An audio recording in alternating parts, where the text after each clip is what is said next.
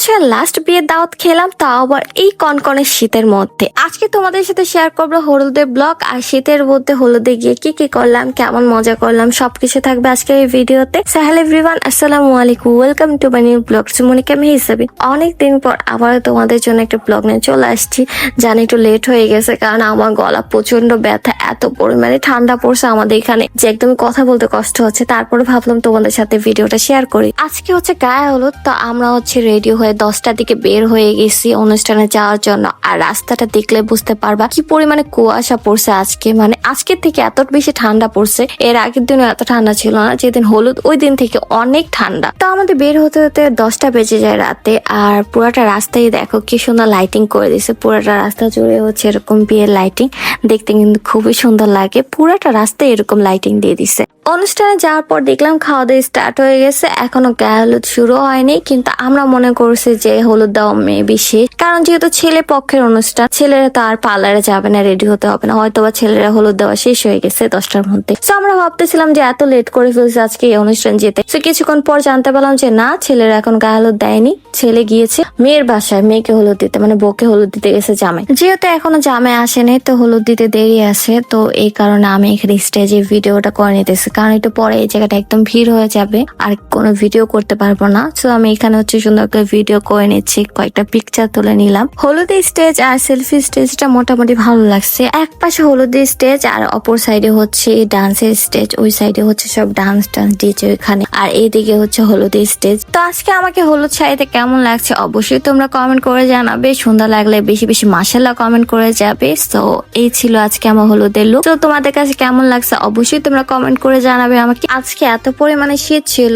ভিডিওতে যতই দেখো যে আমার কিচ্ছু হচ্ছে না, বাট আমার এত পরিমাণ ঠান্ডা লাগতেছিল যে ভিডিওটা করার জন্য এত রং ঢং করতেছিলাম। বাট এত ঠান্ডা আজকে কি বলবো, শাড়ি পরে অবস্থা একদমই বাজে হয়ে গেছিল আমার। রাত 11টা বেজে গেছে, কিন্তু এখনো জামাইয়ের আসার কোনো খবর নেই। এখানে আমরা সবাই ওয়েট করতেছিলাম কখন আসবে, কখন গায়ে হলুদ শুরু হবে। তো এখনো আসেনি। তো আমরা এইদিকে হচ্ছে খাওয়া দাওয়া স্টার্ট করে দিই, কারণ রাত 11টা বেজে গেছে, অনেক ক্ষুধা লাগছে। তো আমাদেরকে খাবারও দিয়ে দিচ্ছে, আর বিরিয়ানিটা ছিল গরুর মাংস, খেতে অনেক মজা হয়েছে। খাওয়া দাওয়া শেষ করতে করতে দেখলাম যে জামাইও চলে আসছে বউকে হলুদ দিয়ে। তার কিছুক্ষণ পরে হচ্ছে গায়ে হলুদ শুরু হবে।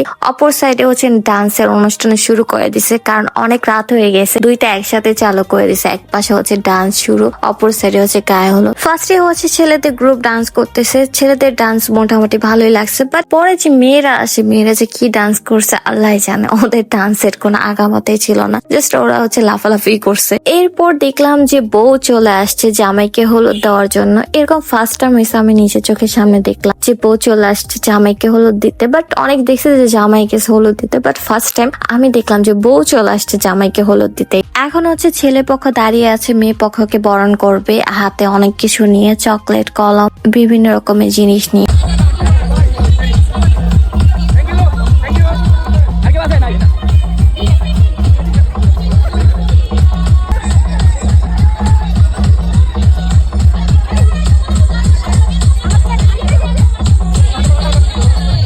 হচ্ছে বউ আর জামাই এন্ট্রি নিতেছে, বউ চলে আসছে জামাইকে হলুদ দিতে। সো দুজন একসাথে হচ্ছে স্টেজে যাচ্ছে।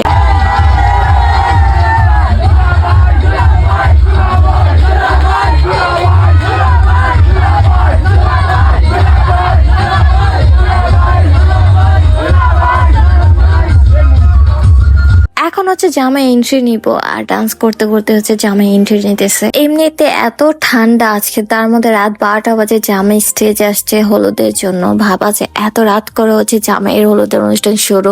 আমরা তো এখানে বরফ হয়ে যাচ্ছিলাম শীতে।